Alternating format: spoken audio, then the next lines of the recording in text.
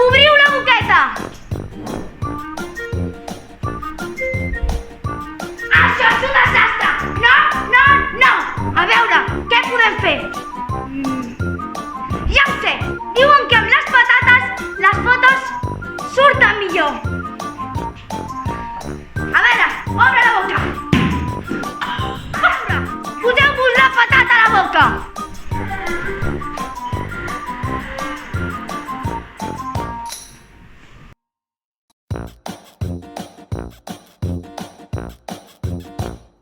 Però quina porqueria de truc és aquest?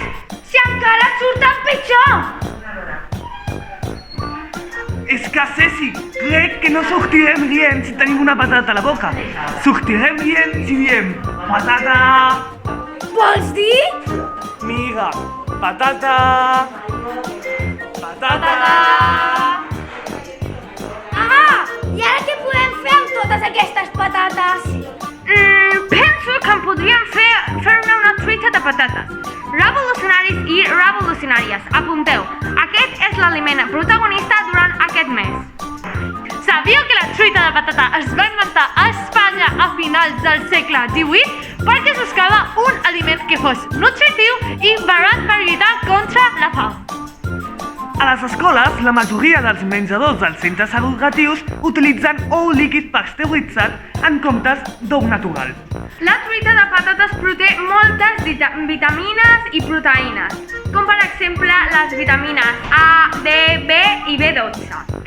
La truita de patates conté luteïna i zeaxantina, que prové al molecular durant l'envelliment.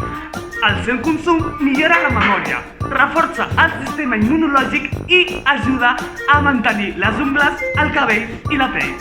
També contribueix a evitar malalties renals i és un bon aliment per a les persones diabètiques i amb problemes de desnutrició.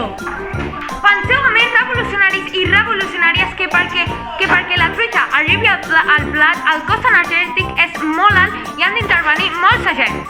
L'impacte ambiental prové majoritàriament de les gallines, de la fabricació de pinso per alimentar-les i del processat, empaquetament, distribució i conservació dels ous i també de la patata. Ja veieu? Tot suma.